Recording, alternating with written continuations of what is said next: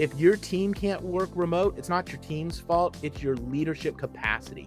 Meet Eric Dingler. With over 30 years of experience building and leading teams, and for 15 years he ran a summer camp which gave him 15 team laboratories to experiment with different approaches to recruiting, training, and leadership. For the last 5 years, he has transitioned those skills from in-person teams to his remote team. A good manager will run a business into the ground. That's the sign of a good manager. A great manager will ruin a company because they don't change. In today's episode, we dive into how to recruit and operate a remote team, what leadership skills you need in order to be successful in leading a remote team, and the benefits of leading a remote team comparing to an in-person one. Leadership isn't about getting it right. Leadership is about making adjustments. If you ever wonder why remote teams are so successful and you want to learn how to build your own, this episode is for you.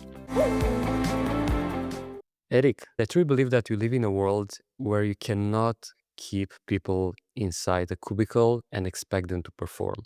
And even that pandemic made remote work popular, a lot of us live a remote lifestyle and work remotely for way longer than that. Why do you believe this is the future? Well, like you said, I think a lot of people got the taste of it. And there's a lot of people that have been living a remote lifestyle successfully, and more of them are living that out loud through social media. And so there's this new desire that people have that they want that. It's not for everybody, but I think it's for the vast majority of people. And so I think the more we can do to help leaders transition to understanding leading a remote team is different than leading an in-person team, that's when we'll see more and more success happen for people in the remote workspace. And what's the big difference between leading a remote team from one on site? Well, great question. So for 15 years, I ran a summer camp in the United States. And so all of my team was local, but I also got this chance to every year. It was like having these 15 little laboratories. I got to experiment every year and grow and develop my leadership. And so now I've transitioned to leading a full remote team. And the difference is my mindset had to change on expectations. I have to be more intentional to develop culture because culture trumps vision. So you can have the greatest vision for your company to achieve great things, but the culture is going to really determine the quality of the journey and the speed of the journey.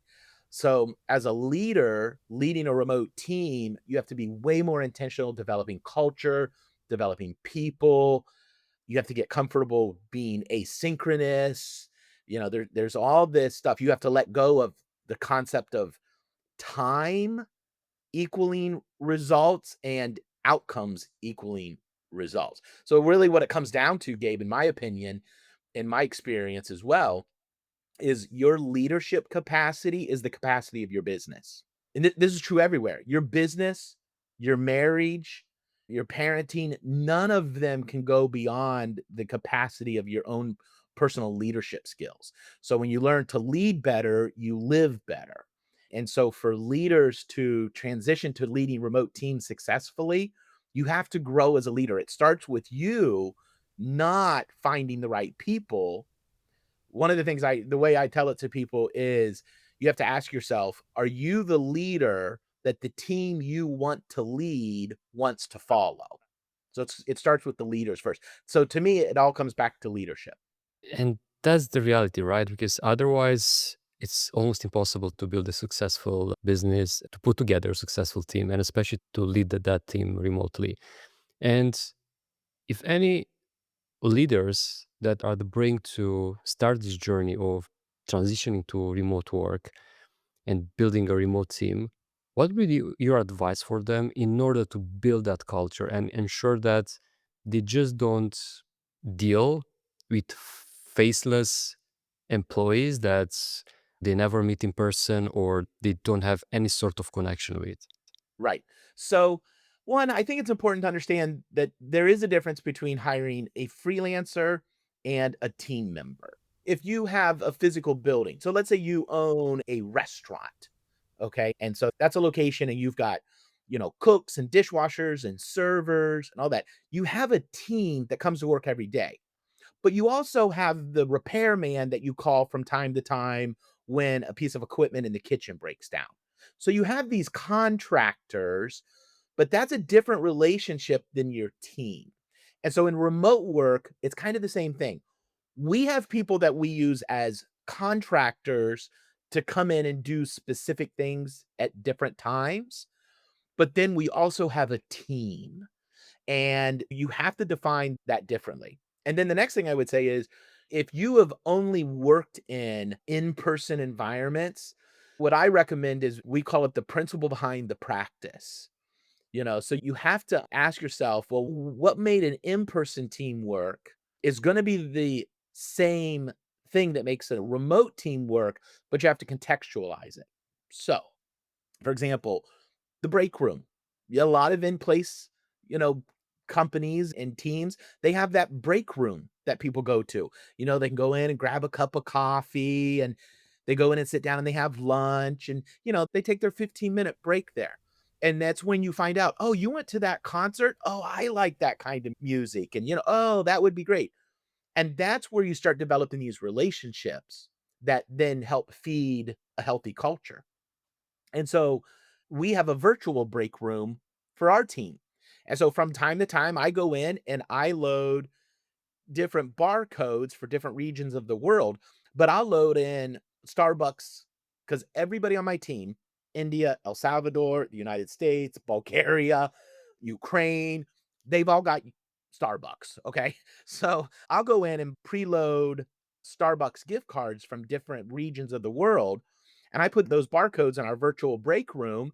And so our team can go to their local Starbucks and grab a coffee and scan the code and we pay for it just as if we were paying for coffee in a break room, but they have to post a selfie of themselves enjoying their cup of coffee.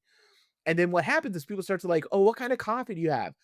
"Oh, we can't get that kind of coffee here." And so you start having this whole conversation about it, or we'll go in once a week and we'll ask people, we'll ask in the team, anybody doing anything different this weekend? Or we'll have photo scavenger hunts. And it'll be like, we'll have everybody post a picture of, your favorite grocery store.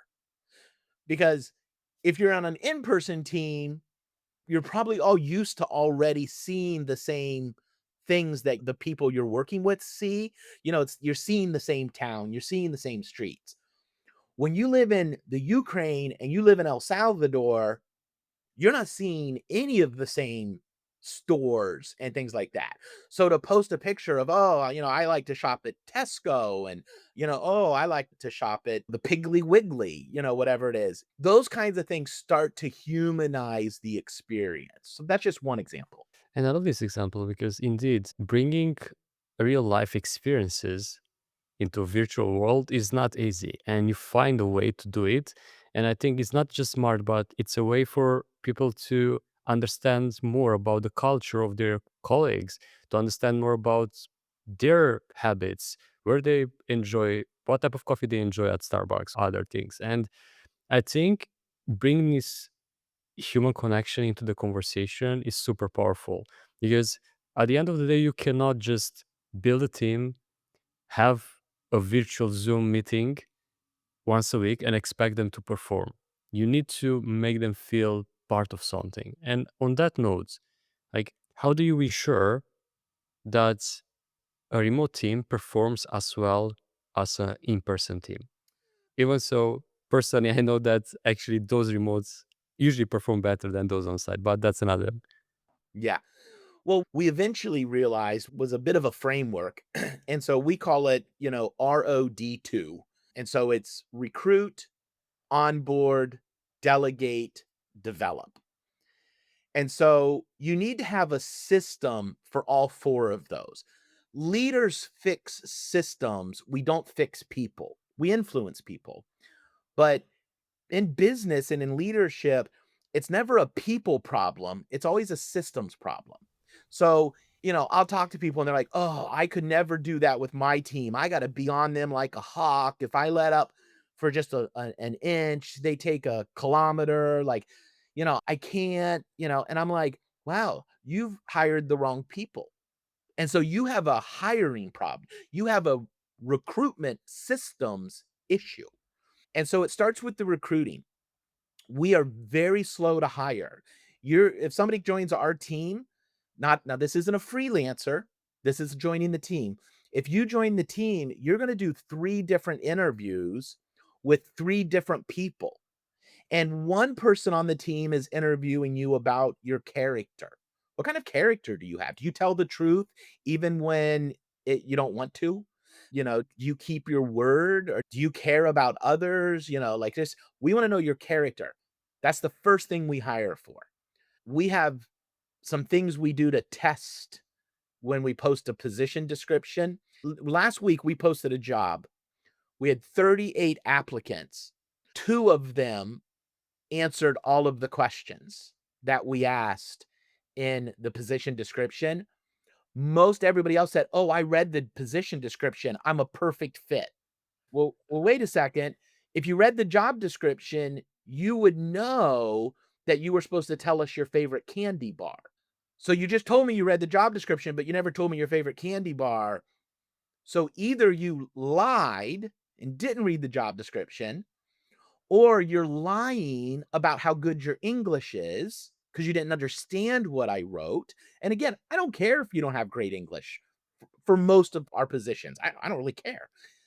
But I need you to be truthful about your abilities and capabilities. So we only interviewed those 2 people and we hired one of them because we want character first. Then we look for chemistry. So you're going to go through a second interview, and so recently we just hired a junior web developer. Well, this junior web developer is going to work for our director of web services, Peter. Well, we had our director of digital marketing services, Paola, who knows Peter real well because they've worked together now for a while. She interviewed the candidates for our junior web developer, and she was just looking to see, is this person going to get along with Peter? Is Peter going to get along with them? She was interviewing them for chemistry. Are you going to fit in with us? Because life is short. If you don't fit in with us, then don't work with it. Go, get a job somewhere else. It's just we want people that have a good fit with us.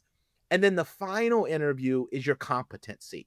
And really what we're looking for there is not what you know, but can you learn? How fast can you learn? Are you intuitively a problem solver and that kind of stuff? So that's what we're looking for. When you have a system like this that is very intentional to hiring people that align with your core values, that want to be part of the mission, moving towards your vision, you're going to hire the right people and you're going to eliminate 90% of your headaches. And so you have to have a clear vision, mission, core values. Vision is that's where we're headed. A vision lets you tell your team, we're taking that mountain or we're going to the depths of that ocean abyss. Like you paint a picture of where you're headed. The mission is the vehicle you take. So I own a digital marketing agency. That's my business. Well, we see a world full of successful business owners that leverage their margin to contribute to ending human suffering around the world. That's why we do what we do. We want our clients to have success, and then we want to influence them to take some of that success and donate it to a missionary, donate it to one of their favorite causes. Like if you're passionate about, helping people get clean water, donate your excess to that. If you're passionate about human suffering or human trafficking, get involved with that. But that's our vision, to help businesses get successful, to contribute to ending human suffering that they're passionate about. Our mission is we do that as a digital marketing agency. That's the vehicle we're in. We work with coachable business owners. So it's just, we've got our whole mission. Our core values are how we behave inside the vehicle, which is our mission. We spent 10 days in the Amazon jungle. I was completely offline, but my company ran just fine because my team had embraced and lived our core values. So they were behaving and operating and making decisions inside our vehicle, which is our digital marketing agency, moving us towards helping businesses be successful. As a leader, you have to have that in place, the vision, mission, core values, and then you recruit people to be a part of that. I'm telling you right now, Gabe, you're going to have the most fun you've ever had in business when you get that all that right. Yeah, and I love this playbook because when someone truly dive into it, understand it, and apply it to their own business, them becoming a leader that people are attracted to, want to be part of that mission is so much easier. And you mentioned there that you spent a lot of time in the Amazon jungle and your business was still running. And one of the reasons why some leaders want to build remote teams is to have this flexibility of traveling or of working from wherever. And there are any other things they should look at when they are making this move if they want to live a location independent lifestyle and still be able to run their business remotely. Yeah. So, once you onboard your team, I love frameworks and systems because, again, it's always a systems problem. So I'm obsessed about our systems. When you recruit the right people, you're going to have it's going to be easier for you to have the freedom. You have to onboard them the right way. None of us have time to stop what we're doing. I can't take a week off of work to train a new employee. So we've developed a self onboarding. All of our team train themselves their first week. And we have an entire system and process for it, the self onboarding dashboard. Then we have systems for delegation, and everybody has their job function. Those are the tasks they have to do working in the business. So day in, day out, one of our team, they're responsible for putting together and sending client reports.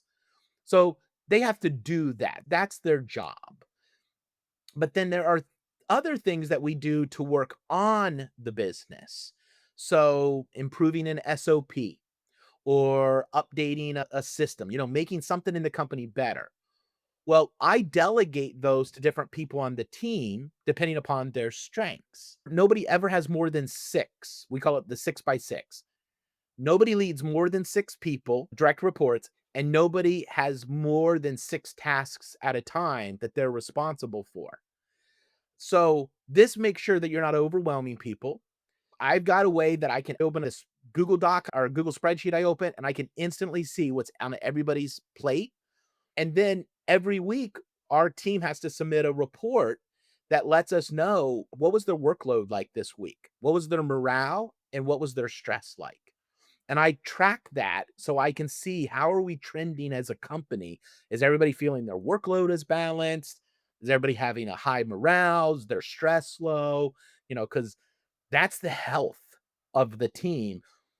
I used to be able to gauge that by just walking around. Well, I can't do that when my team is across, 6 time zones. And I'm in one place. I can't do that. So we measure that. And now we know that people have the right amount delegated to them. They're equipped to accomplish the thing they've been delegated, and we measure outcomes, not hours.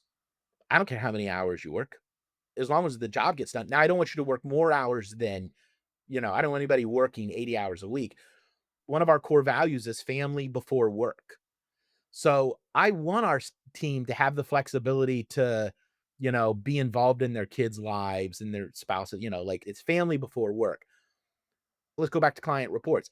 If you're responsible to send, 25 client reports this week, you have to send 25 client reports this week.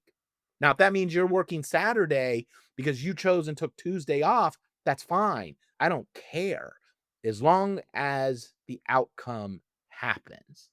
And then you just got to trust your people. Hire adults. Don't hire people that have to be babies. It really comes back to recruiting. It's that's so important. And then the final D of ROD2, the final D is you have to continuously be developing. I'm constantly reminding our team about our mission, our vision, our core values. I'm constantly celebrating with them the wins because what gets rewarded gets repeated. So if you want your team to keep doing something, celebrate it the first time it happens, and then let them know specifically that, you appreciate it and value it, and because what gets rewarded gets repeated. So it's all part of those 4 systems is why I'm able to take time off and be completely unplugged from the company. We've recruited well, we've onboarded the right way, we've delegated the right things at the right times, and we're developing people all in the right direction. So that's the framework I think it takes. And you mentioned there are huge benefits that a remote employee has, like being able to be flexible, still doing their job, but having more time for their family, having flexibility around the schedule rather than stick to the traditional, I don't know, 9 to 5 schedule, which it's outdated. That's the reality. And still, some leaders out there have this friction, like if they don't work 5 days a week, they won't perform, they won't do their job, and so on. And indeed, you mentioned they're like hire, first of all, grown ups, like adults, not some kids that did you want to play employee role and to want to work remotely. And not to say that some kids out there don't have capabilities of doing it, but often it's unlikely. And they're still having this friction. Like, what can you tell them in order to see the broader picture of this powerful movement? I think a reason we're seeing so many companies pivot back to requiring their team to go into the office is we were all forced to jump to remote in the pandemic, and leaders weren't in place to help the change.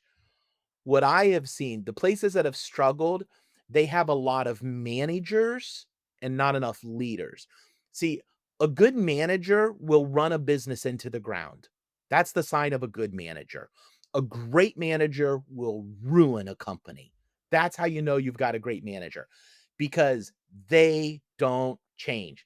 This is the system. This is how we do it. We write 4 blog posts a day. I'm going to manage our content strategy. A good manager 5 years ago would still be managing their company's content strategy the exact same today. That's a great manager, and you need people to manage that kind of stuff. A leader comes in from time to time and says, "I'm noticing a shift in the culture. It's not just the blogging anymore. In fact, 4 blogs a day may be too many. Maybe it's 1 a day, plus we need to repurpose, and now we need to also be sharing the content here and here." And they come back and they get the manager to buy on, and the manager goes, "Okay, let's do that. I'll do it that way. All right, team." And they go in and they rally the team, and this is how we're gonna do it, and they just keep the SOPs going, and everything is happening just that way. And then a leader looks at the landscape, figures out what's coming in, and the leader comes in and says, "Hey, listen, we're gonna continue to pivot." Because leadership isn't about getting it right. Leadership is about making adjustments. Management is all about consistency, progress, moving things forward. And I have had managers get very offended by this. And I'm not meaning to offend. I think management is crucially important. We have management. Like we have to manage the systems, but you also have to have leadership. And a lot of companies, they're very heavy management and they're low on leadership, or the leadership is siloed, and the leadership may be all focused on, R&D. It's all about research and development, new things and new initiatives and all of that kind of stuff, and they're not going back and putting leadership to their people systems because they're so focused on leading at the 50,000-foot level that they don't come back down. It's why the show Undercover Boss was so impactful. It brought leaders who were great at leading at a 50,000-foot level, and it brought them back down to the street where their managers were doing exactly what they were told to do 5 years ago. And they just kept doing it over and over and over again because that's what a manager does. And that's great and wonderful. And I celebrate that. The issue comes back to leadership, though. So that's why I think the biggest thing is. So I think for companies to pivot, you have to step back and go to the principle behind the practice again. Like, okay, what worked here can work remote. We just have to figure out what's the human nature here. Because I'll tell Gabe, there are three things you want, there are three things I want. And to get very philosophical, and we're not going to share them here on this podcast. You can if you want, it's your podcast. But if I asked you to name your two biggest regrets in life, you don't have to, but if I asked you to name your two biggest regrets, I guarantee you that the root of that regret, that of both of them, would be because you made a decision that you thought was going to make you significant, accepted by others, or bring you security. We are always chasing significance, acceptance, and security. It drives every decision we make. And so your team needs to feel significant, accepted, and secure. If you aren't speaking into that and guiding that, and then making sure, so what managers and leaders, they have to ask, well, what makes me feel significant, accepted, and secure? Well, security comes from knowing things are getting done. Well, if you're used to managing things get done by 40 hours a week, then you're always going to expect that. And then you're going to get nervous when you can't measure how many hours a team is working and what if they're taking advantage of it. But if you change to, I feel secure when these five things get delivered every week, and suddenly that's what you're measuring, you're going to stop caring about the hours. And so there's a lot to it. And a company needs to, here's a, I have a very successful business where 100% remote works.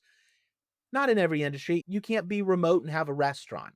Like, you got to have cooks coming in. Like obviously it doesn't work in every industry. I don't want my brain surgeon. I don't need a brain surgeon, but if I needed a brain surgeon, I don't want him to be remote. Like I want him to be there. So obviously it's not in every industry, but for so many, remote works. So if it's not working, it's your leadership capacity. Again, it comes back. You'll never outgrow your leadership capacity. If your team can't work remote, it's not your team's fault. As long as it works in your industry. If your team can't work remote, it's not your team's fault, it's your leadership capacity. Your capacity as a leader needs to elevate, and then you're going to be able to elevate your team into being remote. Indeed, and there are different types of leaders, right? And I want to go into that in a second. But before that, you mentioned there's something about 6 years ago. I attended remote first conference. It's called Running Remote, and I met their lawyers, doctors, and many other type of professions that back then I had no idea that are able to be done remotely. And that was 6 years ago. Recently, I saw something that I think in China they managed to remotely have I'm not sure if it was a heart surgery or a brain surgery without basically having doctors in the room with the patient. And I was blown away. It seems a bit crazy and so on, but in the same time, I think we are going towards a place where a lot of the traditional jobs, of course, with the exception of some of those that you mentioned, like restaurants, but even restaurants, if you think about it, a lot of things can be automated, right? Even cooking food, and will be probably not a huge, I don't know, culinary experience or a Michelin star restaurant and so on. But still, for basic, probably food processing and so on, robots and automatic remote teams will be able to achieve it. But going back to leaders, because there are leaders like you that are building full time teams, and there are some people like me that are focusing strictly on contractors or freelancers, if you want, rather than having full time employees on board. And in terms of leadership, there are any differences between those two in the way of approaching and hiring? Yeah. Well, and it depends upon the length of the relationship, and the level of involvement. But Right now we launched a new service, fractional CMO service. And with that, we've had a few new clients come on and we need to set up some Google tag tracking, Google tag manager and stuff like that. And it's just my team is just they're at capacity, but I need to get this done. So we needed to bring in an extra person that can handle this. In that situation, I'm looking for somebody with a proven track record. Now, what I do is this. I hire 2 people. So, I hire a consultant that knows really well how to do this, that because of their experience, they demand a high hourly wage as a freelancer. I have no problem with that. But then we also will hire somebody a little bit more in an entry level to do fulfillment. And the reason we do that is we wanna leverage our success to help others. That's our whole vision. Somebody had to give me my first chance, years ago to build a website for them. We hire almost all of our team and freelancers through Upwork. There's lots of things I like about that platform, but I like hiring entry level roles there because I wanna give people a chance. I wanna help a young, new maybe not even young, but a new freelan I wanna help them build their portfolio, so I have no problem with that. But I also need somebody that can monitor them and coach them when I don't have the capacity to do it. So I often will hire 2 freelancer. I'll hire a consultant to give, guidance and just to make sure everything is right, and then I'll hire the fulfillment freelancer. So the consultant I may pay, you know, 75, 100, $150 an hour, and then the fulfillment may be in the 6 to $20 an hour, depending upon the skill and whatnot. So I'm really hiring there for an outcome. It's not going to be an ongoing relationship. So we don't go through the 3 interviews. It's a lot quicker. Now, we still do the same way we do still test people's character to make sure they don't lie to us to get the job. Every time we post a job, we get people reaching out to us via email and on LinkedIn because I saw your job post on Upwork, even though we have it so it doesn't show up in search. I'll never hire somebody like that because you're violating Upwork's terms of use. So if you're going to violate their terms of use, what's going to keep you from violating any that I might have? So you're never going to get a job from me trying to when violating somebody else's policies. It's just not going to happen. So if you're a freelancer listening, don't violate policies. That's bad. But yeah, I would say that's a big difference in the recruiting. It's we're not going through as many hoops to get onto the team. That's a big one. And then besides that, you don't do the self onboarding. Like we don't have you learn our project management system. We don't have you learn our culture, our core values, our vision, our mission. You don't get access to the break room. We don't do all of that because we're not looking to have that level of relationship, to be honest. Where like our team, we don't have to do it anymore. When one of their kids has a birthday, we end up getting pictures, but they're just like, you know, and we've got a lot of young people on our team and a lot of young families. And in the last year, we've had 3 newborns from our team. And so we just got, and we love that. That's really cool to see and it's exciting. And they post picture. We get pictures in our virtual break room the same day they're in the hospital that grandma and grandpa and aunts and uncles get pictures. We've really become, we're not a family, and I don't say that. I don't want that to be the case. Every family has too much dysfunction. So we want to be healthier than a typical family. So we don't say we're a family, we're a team. And so anyway, but yes, I don't know if that's answering your question or not. I hope I am.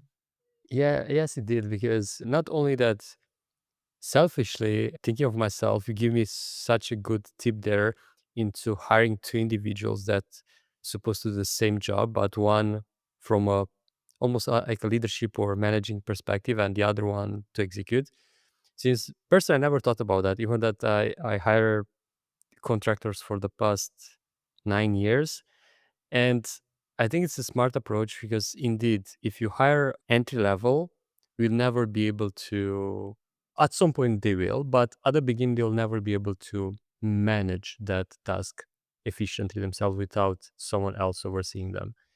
And in the same time, like this mindset of to not micromanage, to allow them to do their job in their own time. And it's one of the reasons, for example, personally, I kind of avoid hiring someone on an hourly basis because in my perspective, there are two things. Like if they are so good and fast at what they do, they'll penalize themselves because they'll achieve the outcome very fast. If they are bad at what they do and slow, they'll penalize myself or whoever hired them. And instead of that, like if there are specific outcomes, if that's possible, because sometimes it's not possible, but if there are specific outcomes that needs to be achieved, there is one of quote that we agree upon, and that's how we proceed about it. And exactly on that point, like what's your take on hourly rates and when should be used and when should be avoided? Yeah, that's good. Rarely do we do an hourly rate. It's almost always project based, but I always have a rough idea, or I'll ask somebody that does have a rough idea. Like, we're going to set up some server side tracking. Now, some of your audience is going to hear that and know exactly what I'm talking. I have no idea what that means. We've never done it before as a company either. Like, I don't know. And I don't need to know how. That's why I hire one person that's the consultant. There's been times we've hired people to do things like I don't know how to even check and see if they're doing it right. And so that's why I hire somebody that does know to kind of be that consultant. I'm trying to think if there's a time we have hired hourly. I think we always I think we always land on a project because one of the things I like about Upwork is being able to also break it down into milestones, and then I can pre-fund it so the contractor sees it, and but then I don't release the funds until they deliver. That's one of my favorite features in there. I think it protects them and me. And then if we hire someone, we maintain the relationship for 2 years in Upwork because that's their terms of use and I want to live in that. But I also don't have to suddenly figure out how to pay someone in Bangladesh. You're still with us in 2 years on the team, then we can move into a relationship where you're on payroll when we help you set up a Wise or Revolut or whatever it is, and then we can do bank transfers and yada. But for the first 2 years, I just don't worry about it. And I people are like, "Well, but what about the fees?" Well, if I was hiring people in the States, I'd have to be paying taxes. Like, it's the cost of doing business, build a bridge and get over it. If you're that worried about, because I know people have been complaining lately about the contract origination fee. Okay, if you're that worried about it, you're not charging enough for your service. Like, charge more, have more profit, and you'll be fine. So, I can't think of anybody we've hired in probably the last 2 years that have been based on hours. Nice. And when it comes to yourself, your team, your purpose in what you do, what you'll tell those listening, why you're doing this? Why am I doing it? That's a good question. I love to teach.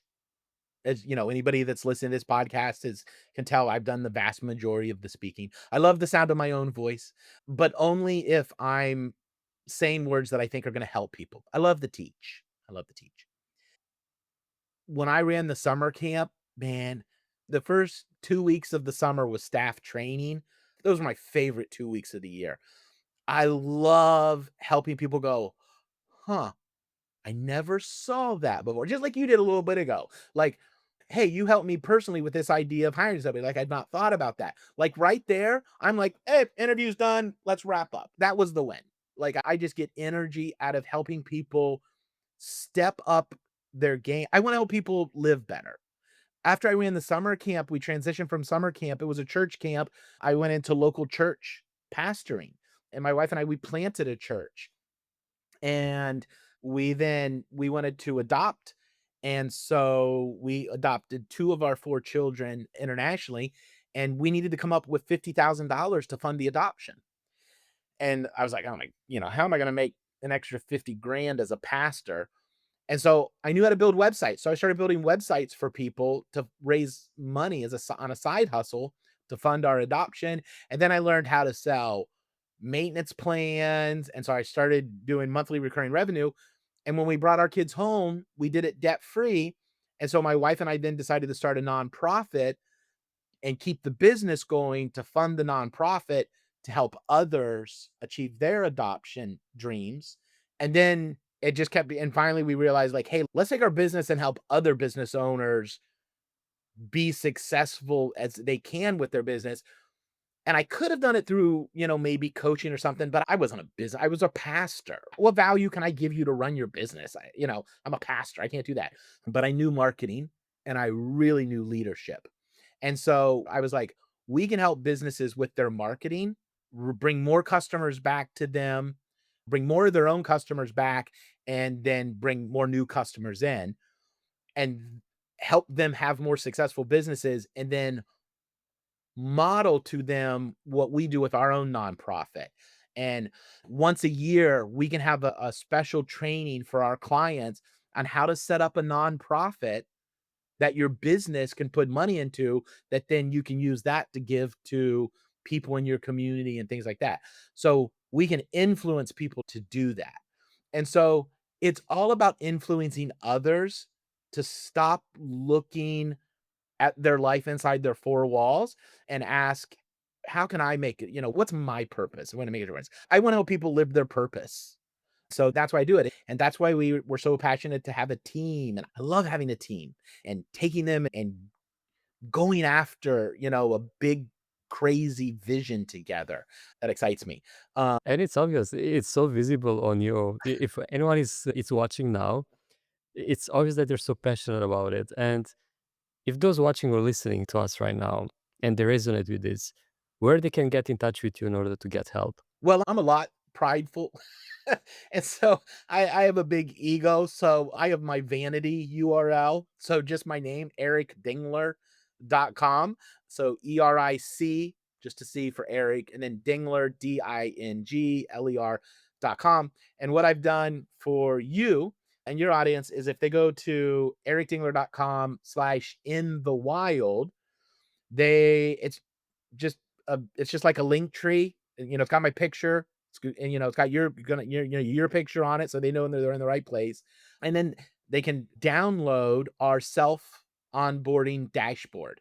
So we've put together what we do, that training, the way we have our team train themselves. There's a short video that shows you how to use the tool, and then ideas on how you can start building your own onboarding dashboard. So then as you start to hire, continue to hire, you don't have to stop what you're doing. You can say, hey, here's do this, and then they'll be ready to be on your team. So we're going to make that available for your listeners. I have a podcast on leadership, the Eric Dingler Leadership Podcast. Again, I'm a little prideful, but and I love the talk. My podcast used to be called the Digital Nomad Entrepreneur Podcast, and the first Oh, yeah, the first nice. four, because your podcast used to have the The so Nomad Solopreneur yeah, show, yeah. yeah. So it used to be the Digital Nomad Entrepreneur, and my first, I don't know, 40 episodes or so are all on building a location independent business. But then I did pivot into, now it's just more focused on leadership, leading, but very specifically leading a remote team.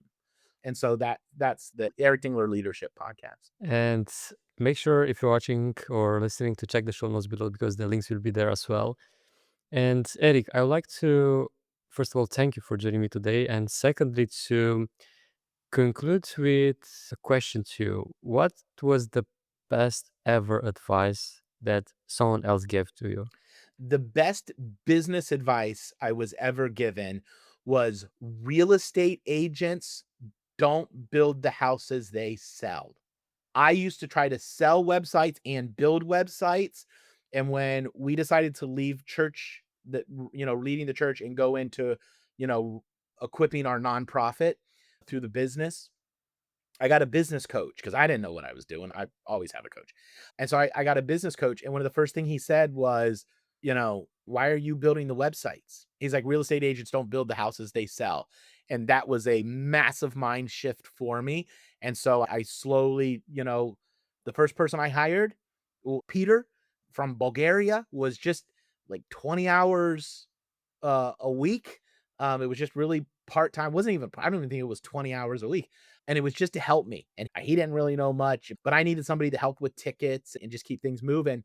and that was 5 years ago, and he's now our director of web services, and he leads our entire web dev team and designers, and he's phenomenal. And him and I have had a blast these last 5 years, but he was the first team member for In Transit Studios. But so that would be the business advice. Real estate agents don't build the houses, they sell. And so use a team. Absolutely. And even that I never hire full time, with the exception of my wife, but we are in the same business basically. I resonate with that because for more than, I think, 7 years, was still building the websites myself. I was a web designer and developer as well. And at some point, I had the same realization like, what I'm doing here? Like, I cannot run the business and be trapped in the business in the same time.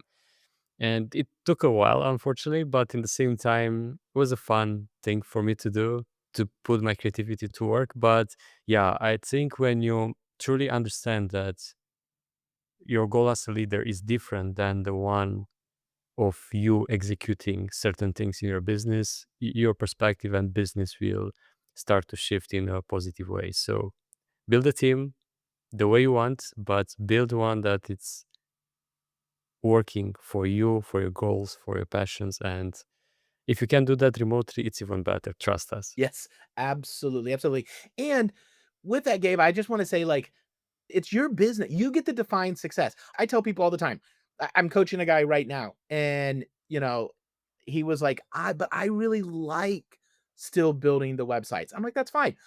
The other way to look at it is contractors that build houses don't sell houses. So why don't we help you build a team that manages your lead gen? Because he hates the lead gen and the lead conversion, the project man, like he doesn't like that kind of stuff.